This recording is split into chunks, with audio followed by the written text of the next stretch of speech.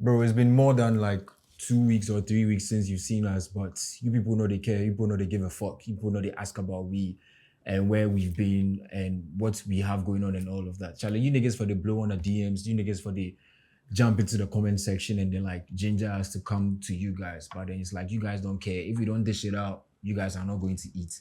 But anyways, Charlie, welcome to Full Access. You know the vibes. Reginald Amar here, and this new set, I go to wear shades more of the time, so make you people get used to one because you people they talk say they blink too much. But if you see the moons with day in front of me, you people go understand, say yeah, the blinks need and all of that. But then yeah, today we are here to talk about the shift in the content of music. I have my notepad here, like when I pull up my notepad, say yeah, it's about to get real. We're about to talk about a lot of things. Now let's date back to the early 2000s, right? Most like songs that were released, being it in Africa or like across the world, were heavily like R&B-ish. The content was all love, the content was all sweet, the content was all lovey-dovey and all of that. But then right now, things change. If you beg to differ, let me take you guys back to like 15 years ago when Nelly and then Kelly Rowland released Dilemma. You can actually like pre the room, you can actually see what the songs were about. Let's go back to Beyonce. Beyonce was also releasing songs like that, right? Then let's go back to Chris Brown. Chris Brown was releasing With You, was releasing No Air with Jordan Sparks and all of it. These are like the early 2000s, right? Now let's come to Africa. One of the biggest songs back then in Africa was Two-Face. Right now he's known as Tuba, but was Two-Face's African Queen. The content of the song is all love. Like at that time, everyone was in love. Everyone was trying to woo some girl or something. And I'm even sure at that time, even when they were sending text messages to their significant others and all of that, they used like lyrics and words from these songs and all of that. Let's not move away from Nigeria. Let's go to M.I. Abaga. Now, M.I. Abaga is a rapper, but then he has one of the songs that actually made me like fuck with M.I. was One Naira. That song, listen to the content of the song. He's a rapper, but then he's doing like a love song. Now let's come back to Ghana. Sarkodie, our biggest rapper in Africa. You can argue with your phones if you want to, but then bro, this guy be the biggest rapper for Africa. But his breakthrough song was Baby featuring Boogies, and guess what? The content of the song was love. Early 2000s, 2010s to like this point, up until like 6-7 years ago, the content of music that has been released followed a certain trajectory. But then right now it's like it's changed. For the past 6-7 years, it's changed.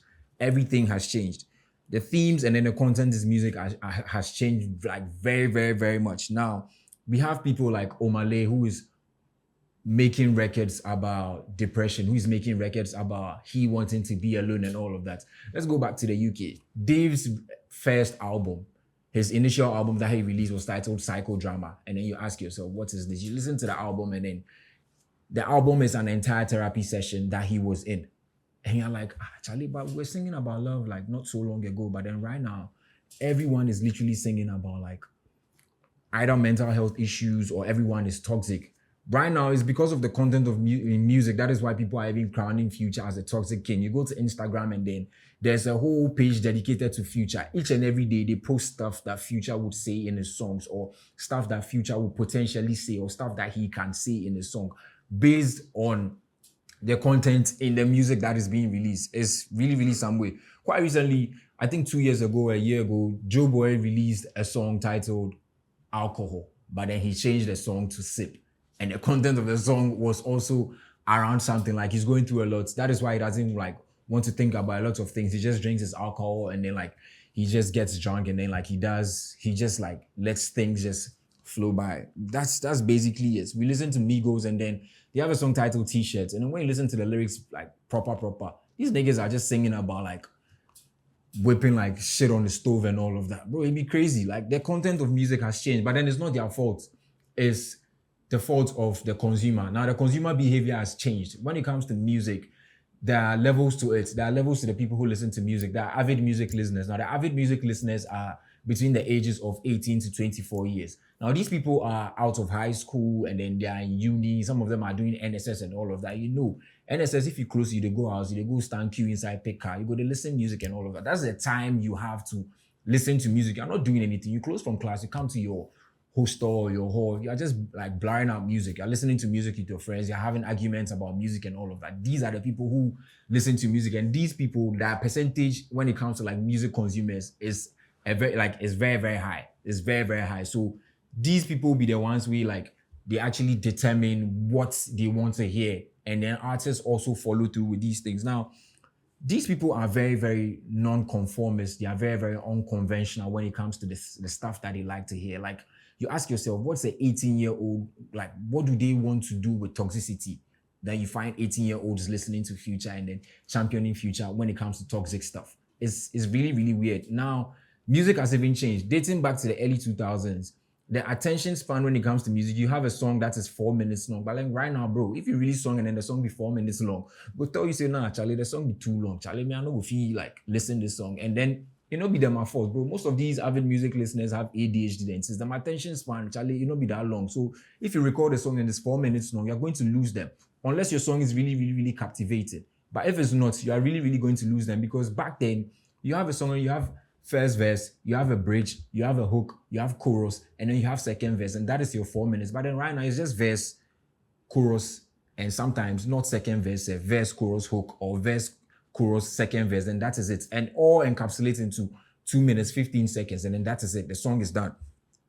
It really, really, really be somewhere. And then I feel like artists or people who are coming up and making music and want to appeal to a certain, want to appeal to specific listeners should actually take note of this, because, bro, you are doing music for specific people. The age brackets are different. It's only if maybe like you do high life or something, you want to appeal to a certain people. But if you really, really want to be, your core audience are the avid music listeners, then you really need to take these things into consideration. You really need to understand the things they fuck with. You really need to understand what they like, or the trends, what they follow, and all of that. And all of these things should fuel your content, should fuel what you are shooting at, like what you are writing about. And even sometimes, bro, your visuals and stuff like that, bro, sometimes right now, things are very, very some way. We look at Black Sherif and then we are like, yeah, why is Black Sherif mostly dressed in avant-garde and all of that? Nah, bro. People fuck with avant-garde stuff, and the people that fuck with Black Sherif are within this age range. And those are the things that they like. Right now, fashion is even part of music. And bro, you need to include all of these things, like bits and pieces, in your content. Because bro, if you don't do these things, then Charlie, you go chop last when it comes to like streams, you go chop last when it comes to like people fucking with you and all of that. So like, bro, if you're an artist, being an upcoming artist, or you're an artist who's already in the game, and then like you want to appeal to like the new crop of like avid music listeners, or the ones coming up to form a cult following and all of that, take like a page out of this editorial, and then Charlie, fuck with them. It go influence how you write your music. It will even influence the choice of instrumentations you go pick. It will even influence the collaborations you go to make and all of that. Because bro, right now it's 2024. A lot of things they go on, bro. We are depressed, bro. We are going through a lot of things. People don't sing about heartbreaks anymore, bro. Yeah, you broke up with me, but yeah, I'm nonchalant about it. I'm moving on. Take a page out of this editorial, and then Charlie, fuck with it, and then come out better. Who you never know, bro. Like, you might get people fucking with your music and whatnot. I don't talk too much, bro. We out.